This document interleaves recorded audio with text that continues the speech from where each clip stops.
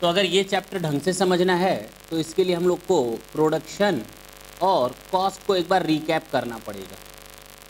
इन दोनों चैप्टर्स में जो हम लोगों ने पढ़ा वो पूरी तरह से काम आएगा किसमें? मार्केट में। Production means addition of utility. हम इस चैप्टर की बात कर रहे हैं। प्रोडक्शन बताया गया था एडिशन ऑफ यूटिलिटी, और एडिशन ऑफ यूटिलिटी 4 तरीकों से होती है। कितने तरीकों से होती है? 4 तरीकों से होती है। एडिशन ऑफ यूटिलिटी 4 तरीकों से होती है। पहली होती है फॉर्म यूटिलिटी। फॉर्म यूटिलिटी के बाद प्लेस यूटिलिटी, और उसके बाद टाइम यूटिलिटी, और लास्ट है पर्सनल यूटिलिटी। क्लियर है? ये 4 तरह की यूटिलिटीज होती हैं जो हम ऐड करते हैं किसी भी सामान को मार्केट तक लाने के लिए। और हम लोगों ने देखा था प्रोडक्शन होता कैसे है। प्रोडक्शन में जो हम लोगों ने चार्ट बनाया था, कुछ अगर याद हो तो टोटल प्रोडक्शन का चार्ट था, ऐसे लाइन देखते ही याद आ गया होगा। दूसरा ये एवरेज कॉस्ट का चार्ट, एवरेज प्रोडक्शन का चार्ट था, और तीसरा ये मार्जिनल प्रोडक्ट का चार्ट था। क्लियर है? आया ना? और मार्जिनल प्रोडक्ट देखो तो 0 होता है कहाँ पे? जहाँ पर ये मैक्सिमम होता है, और मैक्सिमम को हम लोग सैचुरेशन पॉइंट भी बोलते हैं। जहाँ पर ये कट करता है ये स्टेज 1 कहलाता है, ये स्टेज 2 और ये स्टेज 3। क्लियर? ये जहाँ मैक्सिमम होता है मार्जिनल प्रोडक्ट, ये टोटल प्रोडक्ट का पॉइंट ऑफ इन्फ्लेक्शन कहा जाता है। याद आ गया होगा सर। अब जरा ये चार्ट याद करने के बाद हम लोग ये याद करें कि आखिर ये बना कैसे था। Total product means the total product. First it adds all the product. एक आदमी लगाया 4 फर्नीचर बनाया, 2 आदमी लगाए 10 फर्नीचर बन गए, 3 आदमी लगाए तो 15 न बन करके 20 बन गए। शुरू में प्रोडक्शन बढ़ रहा है, लेकिन एक लिमिट पर आने के बाद प्रोडक्शन मैक्सिमम हो जाता है, उसके बाद घटना शुरू हो जाता है। याद आया होगा? हमें केवल रिकैप करवाना है, डिटेल में घर जाकर पढ़ लेना। हाँ, जब हमने एवरेज प्रोडक्ट देखा था तो average product total product divided by number of units, total product divided by number of units, average product निकला था। ये मार्जिनल प्रोडक्ट जो होता है, हर एक एडिशनल यूनिट को बनाने पर जो हमारा यूनिट्स बनता है, मतलब हर एक एक्स्ट्रा लेबर लगाया तो कितने यूनिट्स आउटपुट में आए, एक एक्स्ट्रा लेबर और लगाया और कितने यूनिट्स आए, एडिशन नंबर ऑफ यूनिट्स, एक लेबर और लगाया तो कितने और नंबर ऑफ यूनिट्स जनरेट हो गए। शुरू में ये बढ़ता है, बड़ी तेजी से बढ़ता है, और एवरेज प्रोडक्ट से भी तेजी से बढ़ता है, क्योंकि पूरा कमरा खाली है, लेबर्स आ रहे हैं, काम करने की पूरी जगह है, एक दूसरे को सपोर्ट कर रहे हैं, प्रोडक्शन बढ़ रहा है। एक लेबर से 5 तो 2 लेबर से 15 यूनिट्स बन रहे हैं, 3 लेबर से 25 यूनिट बन रहे हैं, 28 यूनिट बन रहे हैं। ऐसे प्रोडक्शन में ग्रोथ हो रही है। लेकिन एक लिमिट बनने के बाद ये धीरे धीरे कम होना शुरू हो जाता है। क्यों? क्योंकि आपस में प्रॉब्लम्स होने लगती हैं, कुहनी लग रही है, इधर हो जा लिखने समय, है कि नहीं? 3 लोग बैठ रहे हैं तब तक ठीक है, एक और बच्चे को बैठा दिया जाए इसी बेंच पर तो कैपेसिटी तो पूरी घेर लिया, लेकिन एक दूसरे का हाथ लगेगा, लिखते समय दिक्कत होगी, सर यहाँ से हटाइए दूसरे सीट पर ले जाएंगे, है कि नहीं? प्रॉब्लम होती है कि नहीं? वही चीज़ यहाँ पर भी है। प्रोडक्शन यानी आउटपुट में प्रॉब्लम स्टार्ट। क्लियर हुआ? आया ना? और धीरे धीरे जब नंबर ऑफ लेबरर्स ज़्यादा हो जाते हैं तो एक पॉइंट पर जाकर वो कोई फायदा नहीं देते, बल्कि उल्टा घाटा देते हैं।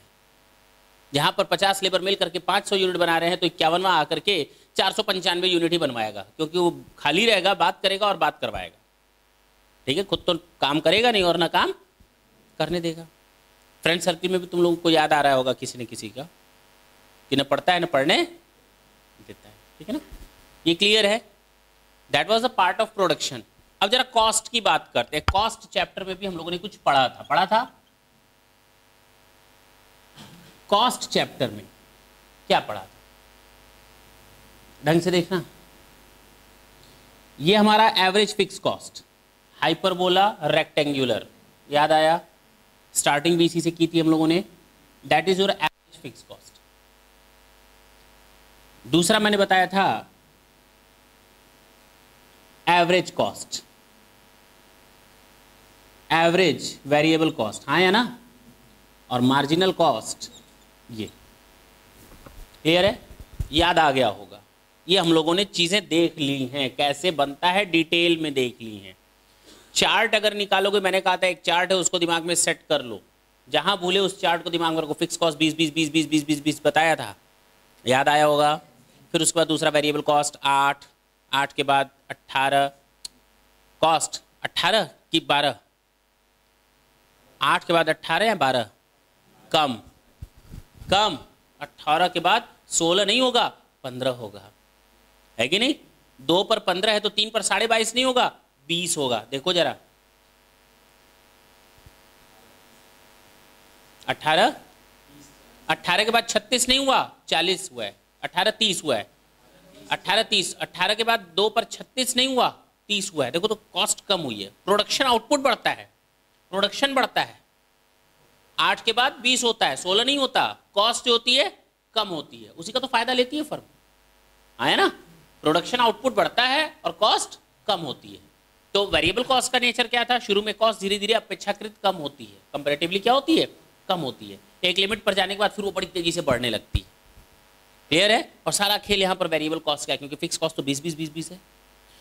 अब नंबर ऑफ यूनिट्स जैसे से बढ़ते जाएंगे, फिक्स कॉस्ट देखो तो नंबर ऑफ कॉस्ट कम होती जाएगी, फिक्स कॉस्ट की कॉस्ट देखो तो एवरेज फिक्स कॉस्ट कम होती जाएगी। जितने यूनिट्स बढ़ाते जाओ, फिक्स कॉस्ट तो 20 है। 1 यूनिट बनाया तो 20, 2 यूनिट बनाया तो 20, तो 1 यूनिट पर 10 रुपए। 3 यूनिट बनाया तो 20, तो 1 यूनिट पर 6.67।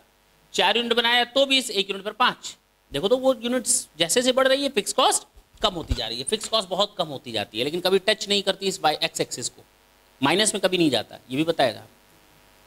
मार्जिनल कॉस्ट क्या होती है, शुरू में ये कॉस्ट बहुत कम होती है, एवरेज कॉस्ट से भी कम होती है, लेकिन एक समय आता है जब मार्जिनल कॉस्ट एवरेज कॉस्ट को भी काट करके ऊपर चली जाती है। याद आया सब, पक्का ना। इसको एंड करें, अब अपने टॉपिक पर आते हैं, मार्केट चैप्टर पे। जरा ढंग से देखें, मार्केट का मतलब होता है एक ऐसा प्लेस जहां पर बायर्स और सेलर्स आपस में मिलते हैं। एक ऐसा प्लेस जहां एक बायर जो सामान खरीदना चाह रहा है और एक सेलर जो सामान बेचना चाह रहा है। अब एक टीवी खरीदना चाह रहा है और एक फ्रिज बेचना चाह रहा है, क्या ये मार्केट है? हाँ, मैं अगर टीवी खरीदना चाह रहा हूं तो टीवी बेचने वाला ही मेरे साथ मार्केट का रिलेशन बनाएगा। क्लियर है। तो अगर बायर टीवी खरीदने के लिए मार्केट में जा रहा है तो सेलर भी क्या बेचने के लिए तैयार हो, टीवी, तो वो मार्केट बनता है। जरूरी नहीं कि मार्केट के लिए तुम लोग को गोल घर की याद आए जहां पर पूरी दुकानें ही दुकानें हैं। मार्केट का मतलब घर भी हो सकता है, सड़क का चौराहा भी हो सकता है, जहां दो लोग मिल जाएं खरीदने और बेचने के लिए। क्लियर है, हाँ या ना। चल, तो मार्केट का मतलब क्या लगाओगे अब, कि जहां पर सामान खरीदने का इच्छुक व्यक्ति और सामान बेचने का इच्छुक व्यक्ति दोनों आपस में मिलते हैं और सामान खरीदने और बेचने का काम करते हैं, तो उसको हम मार्केट कहेंगे। जरा देखें, you go to the local market to buy a pair of shoes. आप किसी दुकान में गए और जूता खरीदने गए, तो क्या पड़ेगा तुम लोग को?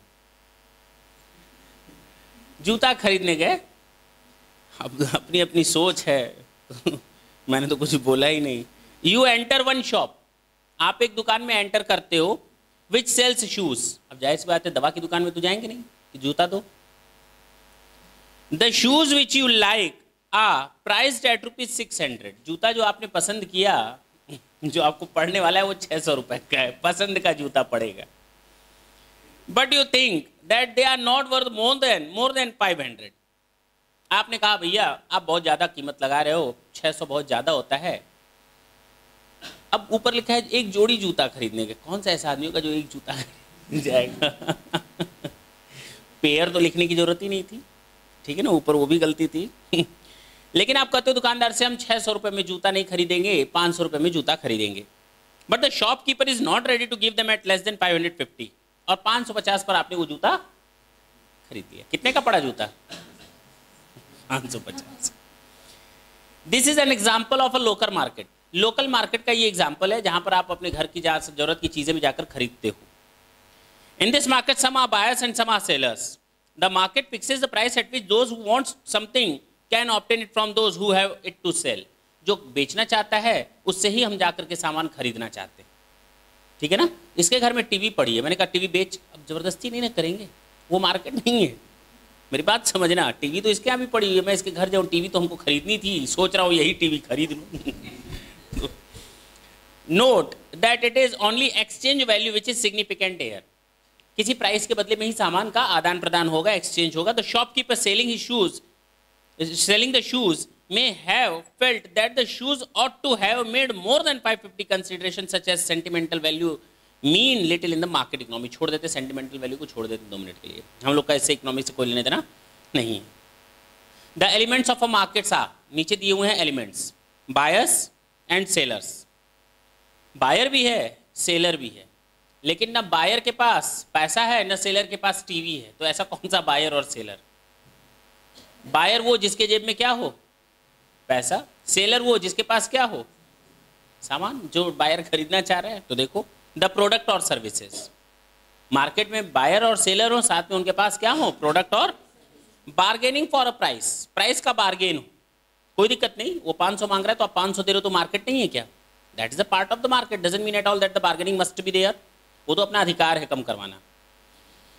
नॉलेज अबाउट मार्केट कंडीशंस, हम बायर हैं तो यहाँ इकोनॉमिक्स में माना जाता है दैट द बायर्स और the investors are the rational one, consumers are the rational one. बड़े विवेकपूर्ण स्थिति में डिसीजन लेते हैं, बड़ा सोच समझ करके डिसीजन लेते हैं। बायर्स को क्या माना गया है, रैशनल। इसका मतलब बायर्स के पास all the information are available regarding the market, about the product, product के बारे में मुझे सारी नॉलेज है, मार्केट के बारे में सारी नॉलेज है। ये टीवी दे रहा है 10,000 का, वो टीवी दे रहा है 9,000 का, तो मुझे जाना चाहिए 9,000 रुपये पर, इसकी इन्फॉर्मेशन मेरे पास है। चलो, one price for a product और services at a given time, ठीक है। क्लासिफिकेशन ऑफ मार्केट, मार्केट का क्लासिफिकेशन कैसे करेंगे? कितने तरह के मार्केट होते हैं? एरिया के बेसिस पर हम लोग मार्केट को डिस्ट्रीब्यूट कर सकते हैं। किसके बेसिस पर? एरिया। क्लासिफिकेशन ऑफ मार्केट में हम लोग मार्केट को एरिया के बेसिस पर क्या कर सकते हैं? क्लासिफाई कर सकते हैं। लोकल मार्केट पहला कौन सा है? एरिया के बेसिस पर अगर देखें तो पहला मार्केट कौन सा है? लोकल मार्केट, घर के आसपास। गोरखपुर में जितने भी मार्केट्स हैं, all these are local markets. सामान खरीदने जाना है, चमड़ा खरीदने जाना है तो कानपुर जाएंगे, that is your regional market, that is your regional market. क्यों? कालीन खरीदने जाना है तो भदोही जाएंगे, वहां से कालीन ले आएंगे। क्यों? पक्की बात है ना? तो ये है लोकल मार्केट। एक है रीजनल मार्केट, ये रीजनल मार्केट भदोही जाना, कानपुर जाना है, पक्की बात है कि वहां पर रीजनल मार्केट है। ये भलोटिया मार्केट जो है हम लोग का अपने शहर में, that is your regional market, not the local market. आसपास के जितने भी एरियाज हैं, डिस्ट्रिक्ट है, वहाँ के लोग आते हैं, यहाँ से सामान लेकर जाते हैं। क्लियर है? चलो, तो हमारा पहला हो गया लोकल मार्केट, दूसरा हो गया रीजनल मार्केट, तीसरा हो गया नेशनल मार्केट। दिल्ली चले जाओ, वहाँ पर देखो इस समय प्रगति मैदान में लगा हुआ है, तुम्हारा पूरा फेयर लगा हुआ है। तो दिल्ली के प्रगति मैदान में जाओगे तो वहाँ पर तुम लोग को ढेर सारे ब्रांड अवेलेबल हो जाएंगे एक ही जगह पर। पूरे नेशन वाइड से लोग दौड़े दौड़े आते हैं, चलो वहाँ पर अपना बाजार लगाते हैं, तो देखते हैं कौन कौन खरीदने आ रहा है। बहुत ज़्यादा बिक्री होती है वहाँ पर, बैठे बैठे करोड़ों रुपए का बिजनेस का न्यारा व्यारा होता है। ठीक है, वो नेशनल मार्केट, एक तरह से समझ लो नेशनल मार्केट। इलेक्ट्रॉनिक के सामान जितने भी आते हैं कहाँ से आते हैं? दिल्ली से आते हैं। लाजपत मार्केट, लाल किले के सामने लाजपत मार्केट है, वहाँ जो चाहो मिल जाएगा, जिस ब्रांड का चाहो नकली मिलेगा। असली तो दूर की बात छोड़ दो, नकली तो तुरंत मिलेगा। उषा पंखा चाहिए, रखा तो है 150 रुपये में, लो बताओ, 200 रुपये 300 रुपये में पंखे मिलते हैं और चलते हैं, सब हवा देते हैं। ठीक है, तो वो नेशनल। एक इंटरनेशनल मार्केट होता है। इंटरनेशनल मार्केट कैसे? अब कोई देश ऐसा है जो पर्टिकुलर किसी चीज को खूब बेचता है, एक्सपोर्ट करता है, जैसे सऊदी, यहाँ जितने भी अरब कंट्रीज है वहां से जो तेल आता है, तो मार्केट है, वो इंटरनेशनल मार्केट है, पूरे विश्व भर के लोग उनसे तेल खरीदते हैं। दूसरा देखो, on the basis of time, area के बेसिस के बाद टाइम बेसिस पर आते हैं।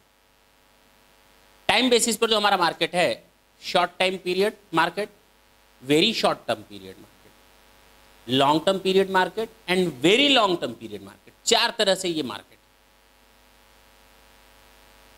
तो कहने का मतलब हमारा टाइम के बेसिस पर भी 4 तरह के मार्केट है। जो सब्जी वाले लगाते हैं, ये शॉर्ट पीरियड होता है, वेरी शॉर्ट होता है। इनको ज़्यादा दिन नहीं रख सकते। शॉर्ट पीरियड के लिए क्या हो सकता है? शॉर्ट पीरियड के लिए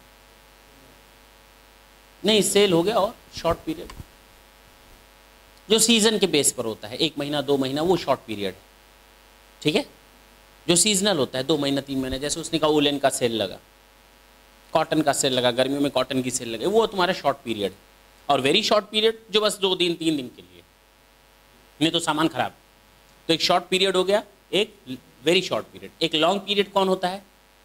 जो साल भर चलता है, नॉर्मली साल भर चलता है। एक वेरी लॉन्ग पीरियड हो गया, एल्युमिनियम की फैक्ट्री, एल्युमिनियम का कारखाना, ये सब क्या है? यूटेंसिल्स, बर्तन बनाने वाली कंपनियां, ये वेरी लॉन्ग टर्म, साल भर जरूरत पड़ती है।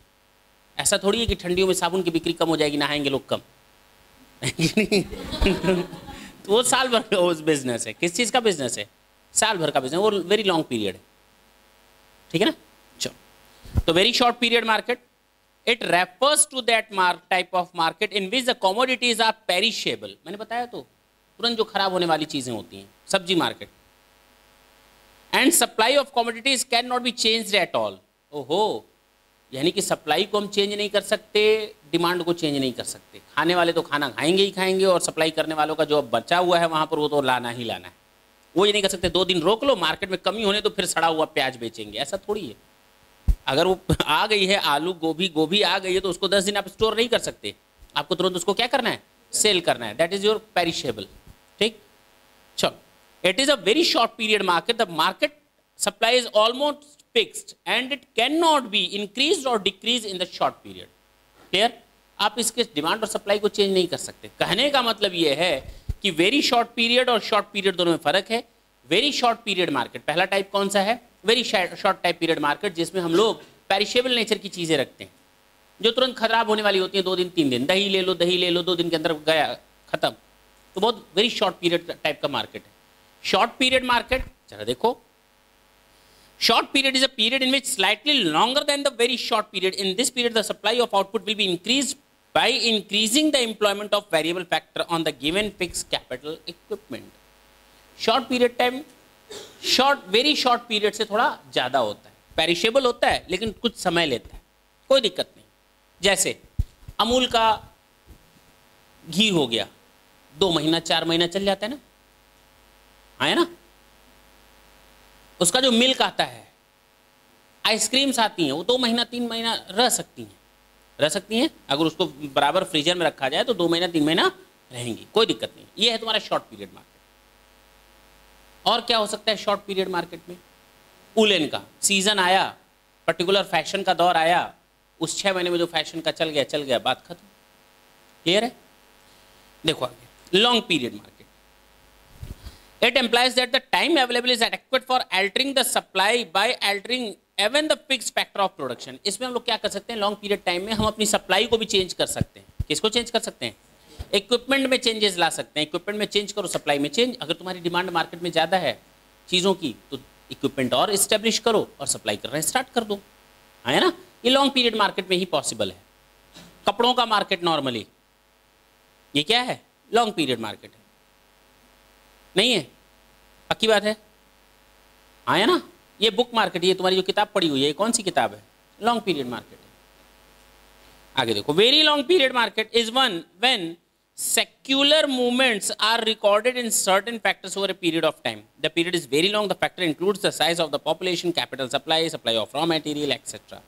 Very long period 4 साल, 5 साल, 6 साल, है ना? वेरी लॉन्ग पीरियड मार्केट, ठीक है ना? जो पूरी तरह से अफेक्ट किया जा सकता है। शॉर्ट पीरियड में कोई भी मार्केट अफेक्ट नहीं किया जा सकता, लेकिन लॉन्ग पीरियड में हम कैपिटल और इक्विपमेंट में चेंजेस ला करके उसको अकॉर्डिंग टू सप्लाई हम चेंज कर सकते हैं। ये वेरी लॉन्ग पीरियड, ठीक, पक्का? तो 2 अभी तक हम लोगों ने मार्केट देखे, पहला एरिया के बेसिस पर, दूसरा टाइम के बेसिस पर। एरिया के बेसिस पर देखा local market, regional market, national market और इंटरनेशनल मार्केट। और हमारा टाइम के बेसिस पर देखा short period market, very short period market, long period market और very long period market. Transaction के बेस पर, ट्रांजैक्शन के बेस पर हमारे फिर मार्केट होते हैं, स्पॉट मार्केट और फ्यूचर मार्केट। ट्रांजैक्शन के बेस पर अगर बात किया जाए तो फिर 2 मार्केट हैं, spot transaction, future market. Spot का मतलब तुरंत खरीदो, डिसीजन ऑन स्पॉट, गोली मारनी है तो ऑन द स्पॉट कहते हैं ना, तो स्पॉट मार्केट तुरंत वाला मार्केट। पैसा लाए हो, हाँ लाए, लेना है तो ले, नहीं तो जा, ये होता है स्पॉट मार्केट। और हम गए हैं टीवी खरीदने, तो ऐसा थोड़ी टीवी खरीदेंगे 1 साल बाद चेक काज करेंगे, आज देख लें कौन सी टीवी 1 साल बाद खरीदेंगे, है कि नहीं? एक आदमी गया दौड़ा दौड़ा अपनी वाइफ का हाथ पकड़ा, ले गया बाहर, कह रहा है कि हम लोग का सपना पूरा हो गया, सपना पूरा हो गया। उसकी वाइफ करे बताओ तो कौन सा सपना पूरा हो गया? कह रहा आओ आओ, ले गया बाहर, कार खड़ी थी बाहर, इतनी पुरानी, इतनी गंदी, कहीं कि ये क्या है? कह रहा यही तो वो सपना है जो 20 साल पहले हम लोगों ने देखा था।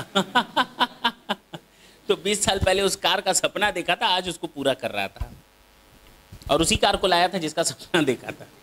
तो वही चीज़ है स्पॉट मार्केट, जहां पर हम लोग का तुरंत मार्केट परचेज और सेल होता है। एक फ्यूचर मार्केट होता है। ये पेन हम तुमको 6 महीने बाद बेचेंगे, 10 रुपये में बेचेंगे। खरीदने के लिए तैयार हो? तुमने कहा खरीदने के लिए तैयार है। 6 महीने बाद अब तुमको खरीदना है ये सामान 10 रुपये में। That is your future market. ये कौन सा मार्केट होता है? जहां सौदेबाजी फ्यूचर की लगती है, भविष्य की लगती है। ठीक है ना? तुमने कहा हमें गोल्ड खरीदना है, 1 किलो सोना खरीदना है। अब 1 किलो सोना खरीदना है तो ले आओ 50 लाख रुपए। कितने का? 32 लाख नहीं, हम 2 साल बाद की बात करें। 50 लाख रुपए में हम सामान तुमको सोना बेचेंगे। तुमको लग रहा है वो 50 लाख में नहीं बिकेगा, 1 साल बाद वो सोने की कीमत होगी 55 लाख। ये तो 50 लाख में दे रहा है, हम मूर्ख बना देंगे। चल चल सौदा तय हो गया। 1 साल बाद अब तुम आओगे और हमसे 50 लाख में सोना ले जाओगे। क्लियर है? अब बात समझ में आई? आज की डेट में क्या वैल्यू है डजंट मीन एट ऑल। हो सकता है फ्यूचर में कम हो या ज़्यादा हो, लेकिन हम सौदा किस चीज़ का कर रहे हैं? फ्यूचर का कर रहे हैं। उसको हम कहते हैं फ्यूचर मार्केट। क्या कहते हैं उसको? Future market. On the basis of regulation, एक होता है रेगुलेटेड मार्केट, होता है नॉन रेगुलेटेड मार्केट या अनरेगुलेटेड मार्केट। एक होता है रेगुलेटेड मार्केट और दूसरा होता है नॉन रेगुलेटेड या अनरेगुलेटेड मार्केट।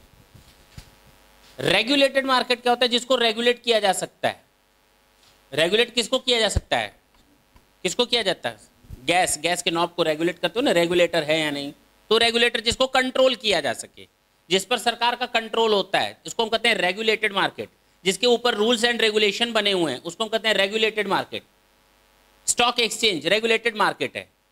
स्टॉक एक्सचेंज क्या है?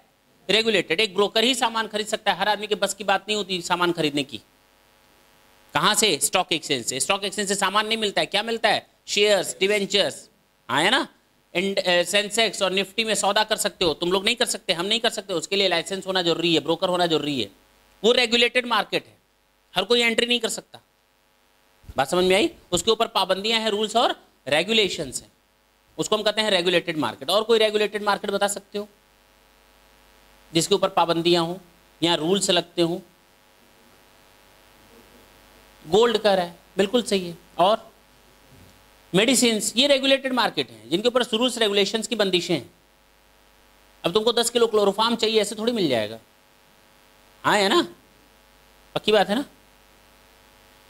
अनरेगुलेटेड मार्केट, कोई रेगुलेशन नहीं है। अब दही वाला दही ला रहा है तो उससे पूछो सरकारी है या गैर सरकारी। रेगुलेटेड है मार्केट से वो कोई मतलब नहीं रहता। दही है न लो, खाओ, खत्म करो। तुरंत जो खराब होने वाली चीजें होती हैं। सब्जी market. And supply of commodities can not be changed at all. ओहो, यानी कि सप्लाई को हम चेंज नहीं कर सकते, डिमांड को चेंज नहीं कर सकते। खाने वाले तो खाना खाएंगे ही खाएंगे, और सप्लाई करने वालों का जो अब बचा हुआ है वहाँ पर वो तो लाना ही लाना है। वो ये नहीं कर सकते 2 दिन रोक लो, मार्केट में कमी होने तो फिर सड़ा हुआ प्याज बेचेंगे, ऐसा थोड़ी है। अगर वो आ गई है आलू गोभी आ गई है तो उसको 10 दिन आप स्टोर नहीं कर सकते, आपको तुरंत उसको क्या करना है? सेल करना है। That is your perishable.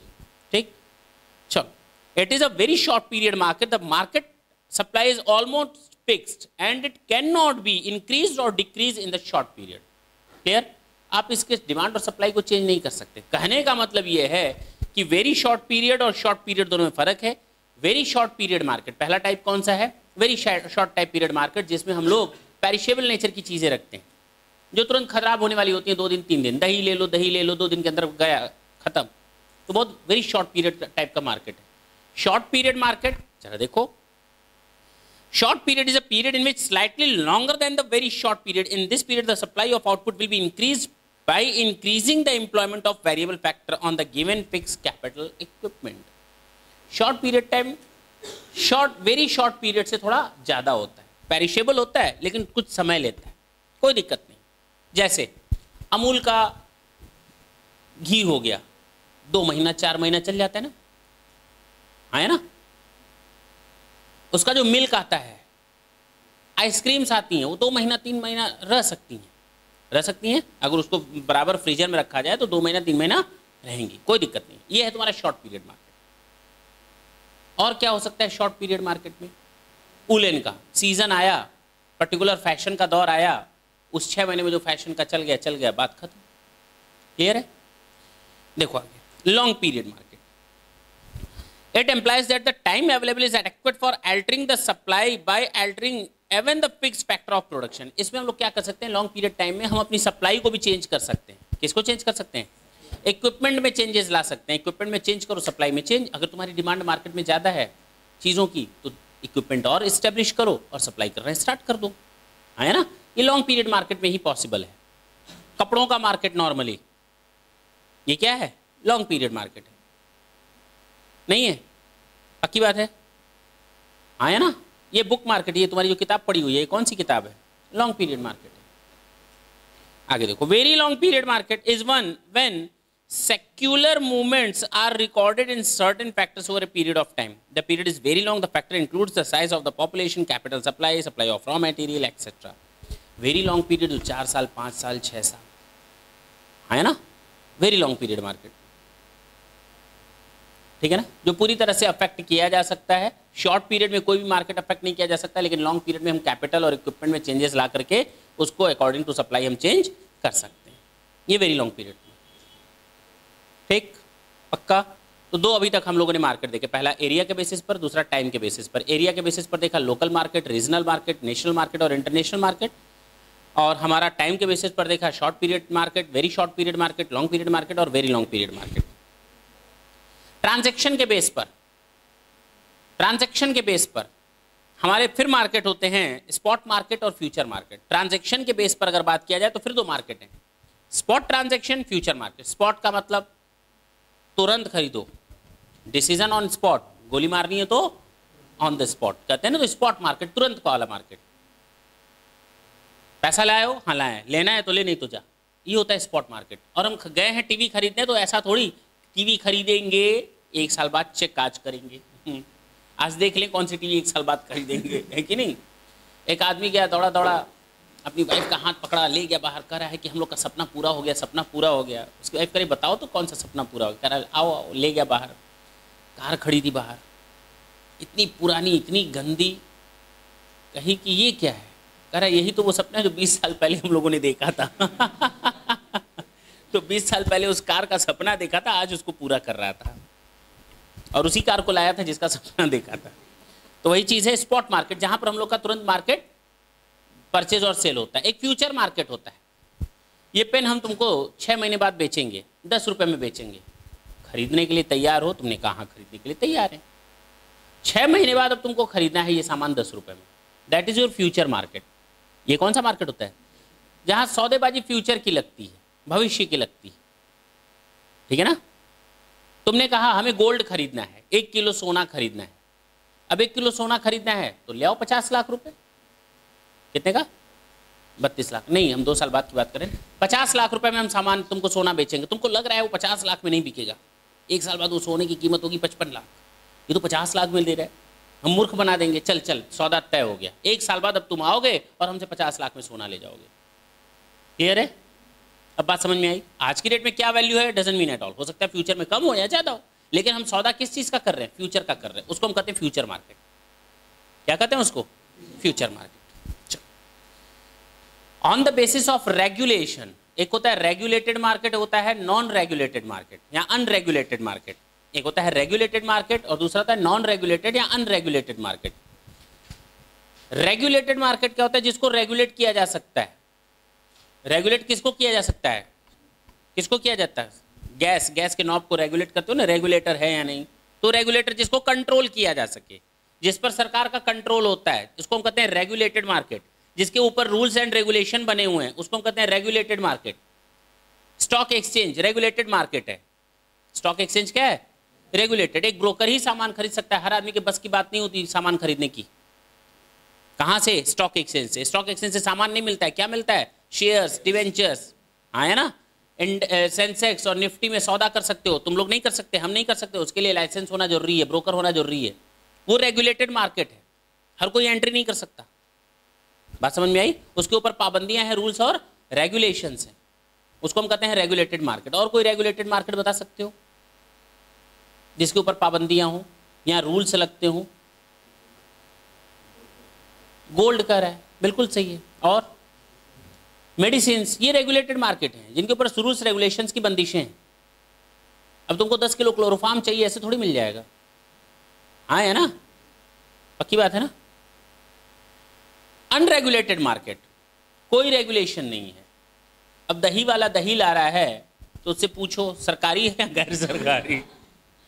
Regulated है मार्केट से वो कोई मतलब नहीं रहता। दही है न लो, खाओ, खत्म करो। मार्केट, अनरेगुलेटेड मार्केट समझ में आया, जिसके ऊपर कोई रूल्स रेगुलेशन नहीं। सब्जी वाले से सब्जी खरीद सकते हो, दूध वाले से दूध ले आ सकते हो, है कि नहीं। ये नॉन रेगुलेटेड मार्केट है। देखो हम डस्टर ले आए, कोई रूल रेगुलेशन हम फॉलो थोड़ी किए थे, डस्टर ले आए, है कि नहीं। ये अनरेगुलेटेड मार्केट है। लेकिन हाँ, कंपनी के ऊपर प्रॉब्लम क्या है, बंदिशें क्या है, वो दूसरी बात है। कंपनी के ऊपर प्रॉब्लम है वो हमें नहीं मालूम। हम जब अब मार्केट में जा रहे हैं, हम अपनी बात कर रहे हैं एज अ परचेजर और सेलर। हमारे ऊपर अगर बंदिशें लगती हैं तो वो रेगुलेटेड मार्केट है। मैं सामान खरीदने जा रहा हूं, मेरे ऊपर कोई बंदिशें नहीं है, तो अनरेगुलेटेड मार्केट है। On the basis of volume of business, एक को हम कहते हैं होलसेल मार्केट और एक को कहते हैं रिटेल मार्केट, है कि नहीं। जूता लेने जाते हो, कभी कभी होलसेल में भी लेने जाते हो, कभी कभी रिटेल में भी लेने जाते हो। नहीं लेने जाते हो, घर पे कभी एक जूता पड़ता है तो कभी 50 जूते भी पड़ते हैं, गलतियों पर डिपेंड करता है। होलसेल में लिए हो रिटेल में लिए हो, मेरी बात समझना। क्यों पूछ रहा पक्की बात है ना। तो होलसेल मार्केट और रिटेल मार्केट दो है। कितने मार्केट हैं? दो मार्केट हैं, होलसेल और रिटेल। होलसेल मार्केट का मतलब होता है जहां पर सामान थोक के दाम मिलता है, और रिटेल का मतलब है एक एक चवन्नी अठन्नी वाला। ये हो गया हम लोग का टाइप्स ऑफ मार्केट। ये एरिया वाला मार्केट है, regional market, local market, regional market, national market और इंटरनेशनल मार्केट। एरिया के बाद आते हैं टाइम पर, short period market, very short period market, long period market and very long period market. Transaction के बेसिस पर देखा जाए स्पॉट मार्केट और फ्यूचर मार्केट, और अगर रेगुलेशन के बेसिस पर देखा जाए तो रेगुलेटेड और अनरेगुलेटेड मार्केट। और लास्ट में मैंने बताया बिजनेस वॉल्यूम के हिसाब से देखा जाए तो होलसेल और रिटेल। यहां तक तो किसी को कोई दिक्कत नहीं होनी चाहिए। लेकिन on the basis of competition, जितना भी अब तक हम लोगों ने पढ़ा ना, सब समझ लो छोटी सी चीज थी। अब हम लोग जो पढ़ने जा रहे हैं on the basis of competition, और आने वाले 4 लेक्चर में हम लोग को यही कंपटीशन के बेसिस पर जो मार्केट है उसको पढ़ना है। इकोनॉमिक्स में हमें उन सब मार्केट्स का इतना बड़ा रोल प्ले नहीं था जो अब हम लोग पढ़ने जा रहे हैं on the basis of competition. यानी कंपटीशन के बेस पर आप मार्केट को कितने तरह से बांटते हो, on the basis of competition.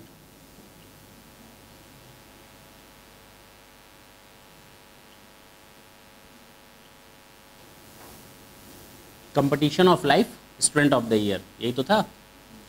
चलो, on the basis of competition. Competition के बेसिस पर हम लोग मार्केट को 2 पार्ट में तोड़ते हैं। कितने पार्ट में तोड़ते हैं?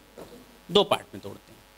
पहला होता है परफेक्ट कंपटीशन और इम्परफेक्ट कंपटीशन।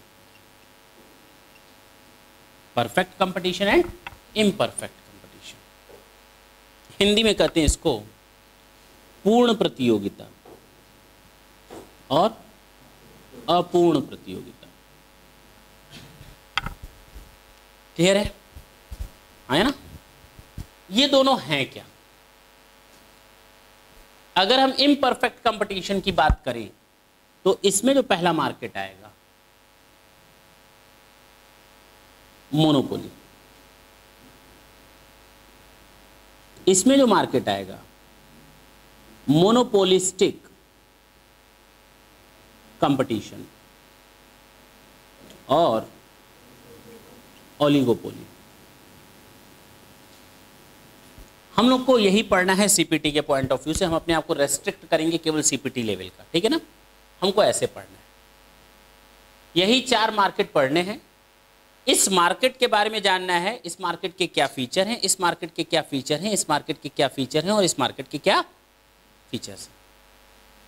इस मार्केट में जो मार्केट में रेट तय होता है किसी सामान का, परफेक्ट कंपटीशन में वो प्राइस डिटर्मिनेशन कैसे होता है, यानी जो रेट तुम लोग देते हो, पे करते हो ना एज अ कंज्यूमर, ये कैसे डिसाइड होता है इस मार्केट में, वो रेट कौन तय करता है, कैसे तय होता है, वो हमें देखना है। इस मार्केट में रेट कैसे तय होता है, प्राइस डिटर्मिनेशन, इस मार्केट में रेट कैसे तय होता है और इस मार्केट में रेट कैसे, यही पढ़ना है हमको। यानी पहले हम सबके फीचर्स पढ़ लें, पहले हम क्या पढ़ लें, सबके फीचर्स पढ़ लें, उसके बाद हम मार्केट में कैसे रेट तय किए जाते हैं, कहां पर बिजनेसमैन को प्रॉफिट और कहां बिजनेसमैन को लॉस होता है, नेचर क्या होता है परफेक्ट कंपटीशन में प्राइस डिटर्मिनेशन का, वो हम लोग को देखना है। नेचर क्या होता है परफेक्ट में, मोनोपोली में, मोनोपोलिस्टिक में और ओलिगोपोली में। ये दोनों मार्केट इमेजिनरी हैं, ये दोनों क्या हैं, काल्पनिक हैं। आंख बंद करो और सपना देखो, ये है इमेजिनरी मार्केट। और हमारी प्रैक्टिकल लाइफ में ये मार्केट, लिखते जाओ, लिख सकते हो, लिखते जाओ। हमारी जो लाइफ में मार्केट चलते हैं वो ये दो चलते हैं नॉर्मली, ओलिगोपोली और मोनोपोलिस्टिक कंपटीशन। जबकि प्योर परफेक्ट कंपटीशन और मोनोपोली ये दोनों नहीं होते, है ना सर?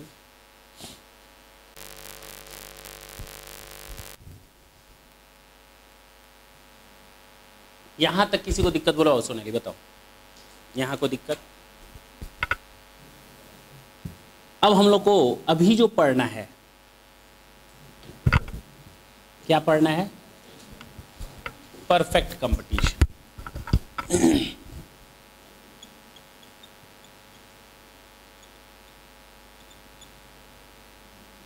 और ये इमेजिनरी मार्केट है। ये कौन सा मार्केट है? यानी काल्पनिक है, बेसिकली रियल मार्केट ऐसा नहीं होता। अब पूछो कैसा है ये?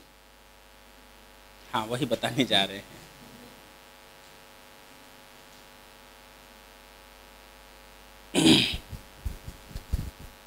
जब हम परफेक्ट कंपटीशन की बात करते हैं तो परफेक्ट कंपटीशन में लार्ज नंबर ऑफ बायर्स होते हैं, कई लोग खरीदने वाले होते हैं, और लार्ज नंबर ऑफ सेलर्स होते हैं, कई लोग बेचने वाले भी होते हैं, है कि नहीं? यानी large number of buyers and large number of sellers. थोड़ा आश्चर्य होगा, लेकिन यहां तक तो सब सही था। वो लोग एक ही चीज बेचते हैं, होमोजीनियस प्रोडक्ट। वो एक ही चीज बेचते हैं, मेरी बात समझना, होमोजीनियस प्रोडक्ट। यानी लार्ज नंबर ऑफ बायर्स और लार्ज नंबर ऑफ सेलर्स, और वो सब कौन सी सामान बेचते हैं? Homogeneous product. क्या ऐसा मार्केट देखा है? होगा, लेकिन इस तरह से नहीं होगा कि लार्ज नंबर ऑफ बायर्स हों और लार्ज नंबर ऑफ सेलर्स हों और होमोजीनियस प्रोडक्ट बेचें। लार्ज नंबर ऑफ बायर्स और लार्ज नंबर ऑफ सेलर, बात समझ में आ रही थी? जूते की मार्केट है, जूता ही पढ़ना है ना, हर जगह जूता ही मिलेगा। That is your large number of buyers and large number of sellers, वहां अवेलेबल होते हैं। होमोजीनियस प्रोडक्ट बेचे वो पॉसिबल नहीं। एक जैसा सामान, इसके यहाँ भी नमक खुला पड़ा है बोरी में, इसके यहाँ भी नमक खुला पड़ा है बोरी में, ये कहता है आयोडीन वाला है तो ये कहता है देश का नमक है। अब पता नहीं चलता कि कौन सा देश का कौन सा आयोडीन, सब तो सफेद नजर आ रहे हैं। चखने पर भी टेस्ट क्या है? सेम है, शेम नहीं है, सेम है। ठीक है, तो ये हमारा होमोजीनियस प्रोडक्ट हो गया। Large number of buyers, large number of sellers, knowledge about the market, knowledge about the market, market के बारे में इंफॉर्मेशन भी है। No government restrictions are there, free entry and free exit. जब आओ, जब दुकान खोलनी हो दुकान खोलो, जब दुकान बंद करके जानी हो दुकान बंद करके जाओ। जब आप अपना बिजनेस स्टार्ट करना चाहते हो, you can start your business. As an you want to close down your business, you are free to close down your business. Clear है? Free entry, free exit, no government restriction, no government restrictions, knowledge about the market, large number of buyers and large number of sellers with homogeneous product।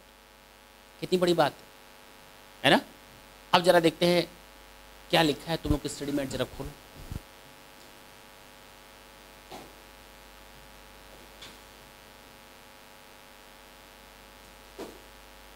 First, there are a large number of buyers and sellers who compete amongst themselves, and their number is so large that no buyer or seller is in a position to influence the demand or supply of the market।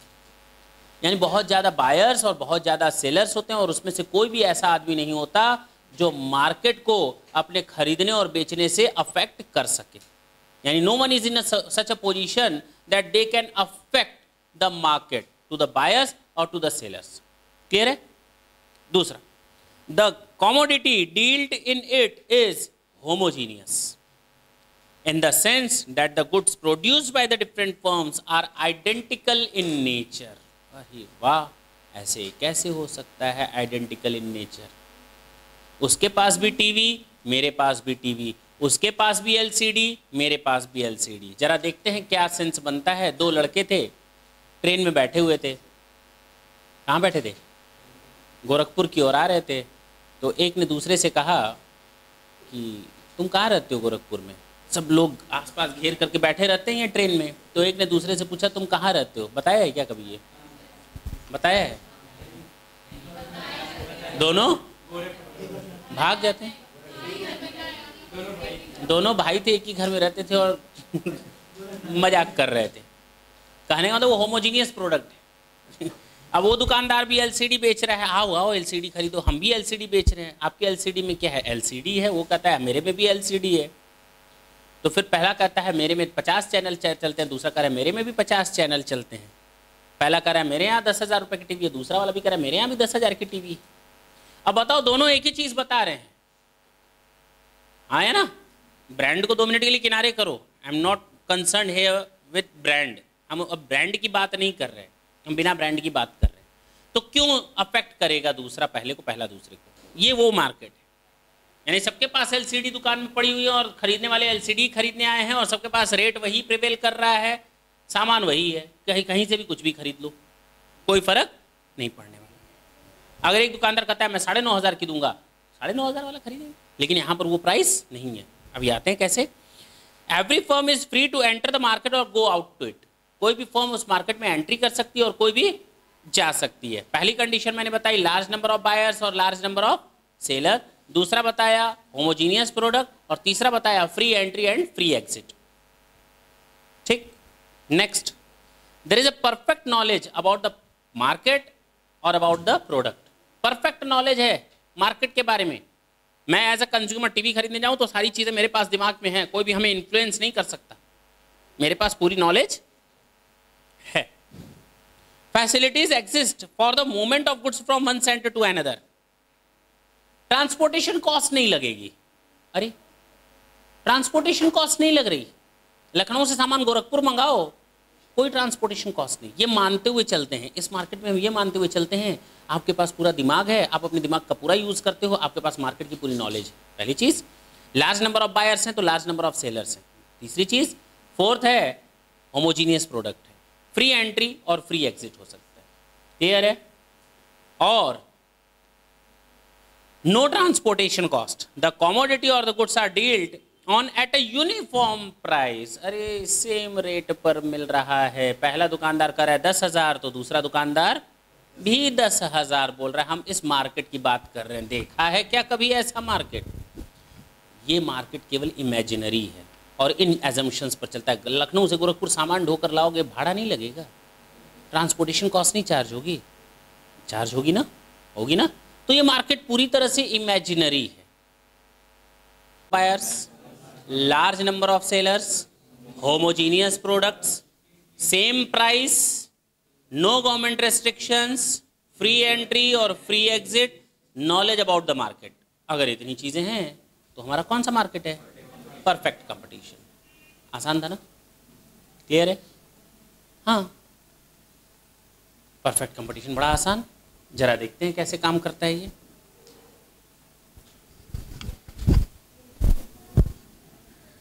ढंग से देखना, ये units हैं, 1 unit, 2, 3, 4, 5। Sale price है 2 रुपए। हर एक unit की sale price कितनी है? सेम प्राइस है ना? बताया तो अभी। अगर सेल प्राइस पर यूनिट इतनी है तो टोटल रेवेन्यू बता सकते हो। 2 रुपए, 4 रुपए, 6 रुपए, 8 रुपए और 10 रुपए, टोटल रेवेन्यू। टोटल रेवेन्यू का मतलब है अगर तुमने 1 यूनिट 2 रुपए में बेची तो 5 यूनिट कितने में बेचोगे? 1 यूनिट 2 रुपए में बेच रहे हो तो 4 यूनिट कितने में बेचोगे? हाँ, बात खत्म। क्या दिक्कत थी इसमें? This is your total revenue. Total revenue कैसे कैलकुलेट होता है? Quantity into price. ये क्या आ गया? Total revenue. कोई दिक्कत थी क्या इसमें? बोलो भाई, कहीं कोई प्रॉब्लम तो है नहीं? बोलो, है? ये टोटल रेवेन्यू है। टोटल रेवेन्यू के बाद हम जरा देखते हैं मार्जिनल रेवेन्यू कितनी है। पहले में 2, एक एडिशनल यूनिट बेचने से कितना मिल गया? 2। एक और एडिशनल यूनिट बेचने से कितना मिल गया? 2। एक और एडिशनल यूनिट बेचने से 2। एक और एडिशनल यूनिट बेचने से।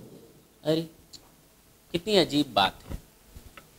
यानी यहां total revenue according to unit बढ़ती जा रही है, लेकिन मार्जिनल रेवेन्यू किसके बराबर है?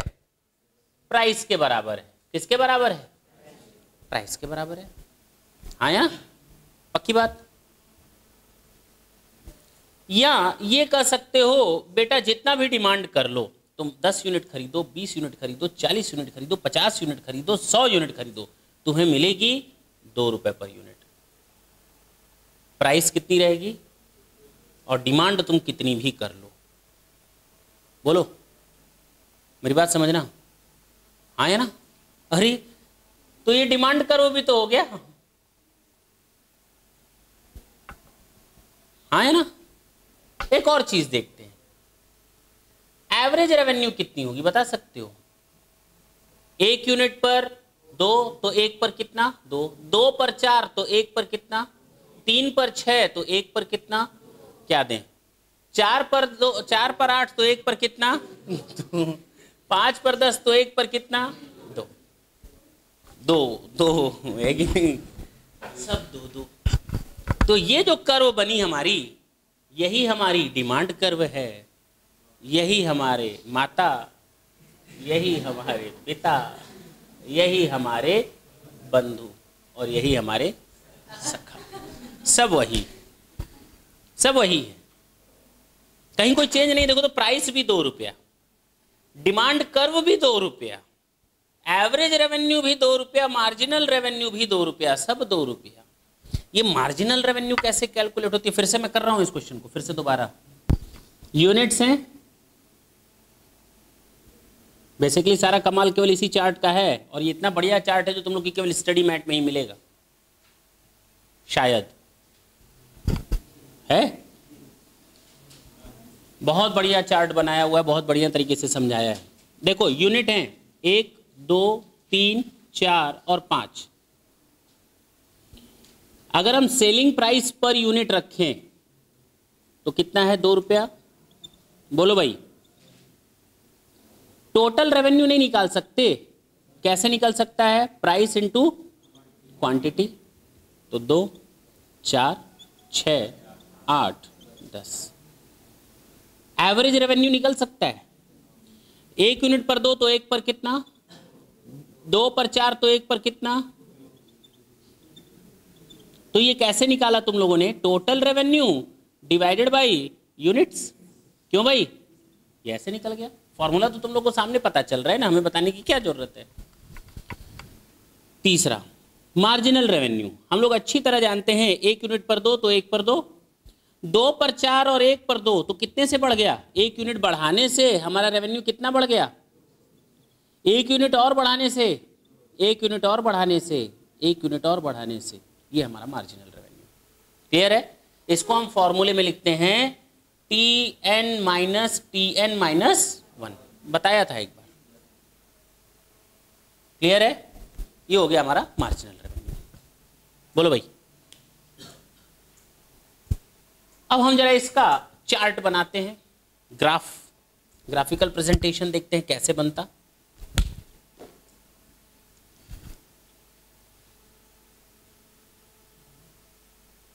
सीधा है ना? ये हमारा डिमांड है, ये हमारा प्राइस है। 1 यूनिट खरीदोगे तो भी 2 रुपए पर, 2 यूनिट खरीदोगे तो भी 2, 4 5, हर जगह 2। तो ये हमारा कौन सा कर्व बन गया? Demand curve. हाँ या ना? यही हमारा मार्जिनल रेवेन्यू भी है, क्या है, और यही हमारा सेलिंग प्राइस भी है, यानी प्राइस, और यही हमारा एवरेज रेवेन्यू भी है।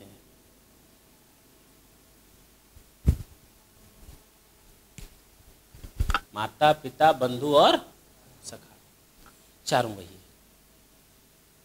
क्लियर? कोई दिक्कत है इसमें?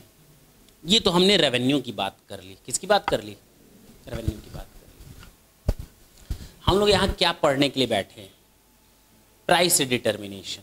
आखिर प्राइस डिटर्मिनेशन होता कहाँ पे है? प्राइस डिटर्मिनेशन हमेशा वहाँ होता है जहाँ इक्विलिब्रियम की पोजीशन हो। ढंग से सुनना वर्ड, और ये जो इक्विलिब्रियम है, अब तेरा पीछा ना छोड़ेगा।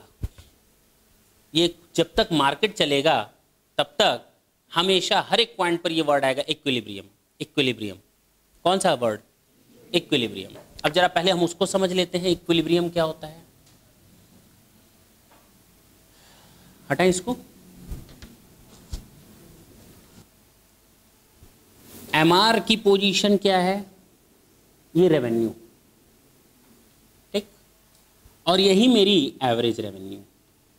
ये रेवेन्यू की बात किनारे करते हैं। अब हम बात करते हैं कॉस्ट की। किसकी बात करेंगे? आलोक, हम किसकी बात करेंगे बाबू? कॉस्ट की बात करेंगे। कॉस्ट चैप्टर पढ़ाया था कैसे? अभी भी थोड़ी देर पहले पढ़ाया था कि जो हमारी एवरेज कॉस्ट होती है वो ऐसे होती है ना, और जो हमारी मार्जिनल कॉस्ट होती है ना वो ऐसे होती है ना। थोड़ी देर पहले ही पढ़ा, यहाँ रिवाइज करवाया था। पढ़ाया तो पहले था लेकिन आज मैंने रिकैप करवाया था। कैसे होती है? ऐसे होती है। क्लियर? हाँ या ना? जहां पर एमआर को एमसी काटे, क्या? जहां पर एमआर को एमसी काटे, कहां काट रही है? ये हो गया मेरा इक्विलिब्रियम, ठीक। और इसके नीचे आ जाते हैं, यानी इतनी क्वांटिटी हम बेचेंगे और ये टोटल रेवेन्यू कमाएंगे। अगर हम 10 यूनिट बेच रहे हैं 2 रुपए पर, तो टोटल ये ग्राफ कितने का बजट बता रहा है? ये डब्बा कितने का बन गया? 20 रुपए का। 10 यूनिट 2 रुपए के हिसाब से 20 का डब्बा बन के तैयार। क्लियर है? लेकिन मेरी लागत कितनी आ रही है? ढंग से देखना, यहां तक हम रेवेन्यू कमा रहे हैं, लागत इस पोजीशन पर हमारी इतनी आ रही है। देखो तो, average revenue, average cost, cost इतने यूनिट्स पर कॉस्ट इतनी है। मेरी बात समझना, इतने यूनिट्स पर कॉस्ट इतनी है। हम इतना सेल कर रहे हैं, ये रेवेन्यू कमा रहे हैं, और कॉस्ट कितनी लग रही है? ये कॉस्ट लग रही है। क्लियर है? हाँ या ना? पक्का ना? क्यों भाई? क्लियर हुआ? ये हमारी हो गई कॉस्ट, ये कॉस्ट का डब्बा, ये टोटल हमारे हाथ में आया, इसमें से इतना कॉस्ट हटा दो तो ये क्या बचा? मेरी बात समझ गए? एक हल्का सा एग्जांपल मैंने दिया केवल, हटाएं इसको। अब आते हैं थोड़ी डिटेल में बात करते हैं। जब हम बात करते हैं परफेक्ट कंपटीशन की, तो परफेक्ट कंपटीशन में ये प्राइस मेकर होता है इंडस्ट्री। प्राइस मेकर कौन? और प्राइस टेकर कौन? मार्केट, या कह सकते हो फर्म। प्राइस टेकर कौन होता है? फर्म होती है। यानी हम एक फर्म हैं, हम एक फर्म हैं, हम प्राइस नहीं बना सकते। अगर हम ये सोच लें हम अपनी प्राइस लेवल खुद तय करेंगे, सामने वाला एलसीडी बेच रहा है 10,000 में, तो हम 9,000 बेचेंगे, नहीं भैया, हम बाहर कर दिए जाओगे। सब लोग इतना टूट पड़ेंगे तुम पर 9,000 में एलसीडी लेने, तुम बेच ही नहीं पाओगे, सब तुमको तोड़ देंगे, है कि नहीं? पॉसिबल ही नहीं है कि आप 9,000 में सामान बेच पाओ। आप ये सोचो हम 11,000 में बेचेंगे, फिर से आप बाहर कर दिया, लोग लात मार कर भगा देंगे। कहाँ से आप 11,000 में सामान बेच पाओगे? क्लियर है? कहने का मतलब ये है कि प्राइस मेकर कौन है यहाँ पर? इंडस्ट्री। और प्राइस टेकर कौन है? फर्म है। अब प्राइस मेकर कौन है? ढंग से सुनना, प्राइस मेकर कौन है? ये इंडस्ट्री का मैंने चार्ट बनाया। क्यों? पक्की बात है ना? इंडस्ट्री ने देखा ये हमारी एवरेज रेवेन्यू भी यही है, और मार्जिनल रेवेन्यू भी यही है, और प्राइस भी यही है, और डिमांड करो भी यही है। ये इंडस्ट्री है, I am just talking about industry. ढंग से सुनना। इंडस्ट्री ने देखा कि जो एवरेज कॉस्ट आ रही है that is like that is your average cost. हाँ है ना, पक्की बात, बोलो भाई। और उसी इंडस्ट्री ने देखा कि हमारी जो मार्जिनल कॉस्ट है ये जा रही है, दोनों क्या है, टेंजेंट है। पक्की बात, हाँ या ना। सेल भी हम इतने पर, ये प्राइस बन गई, ये क्या हो गई, प्राइस सेट हो गई।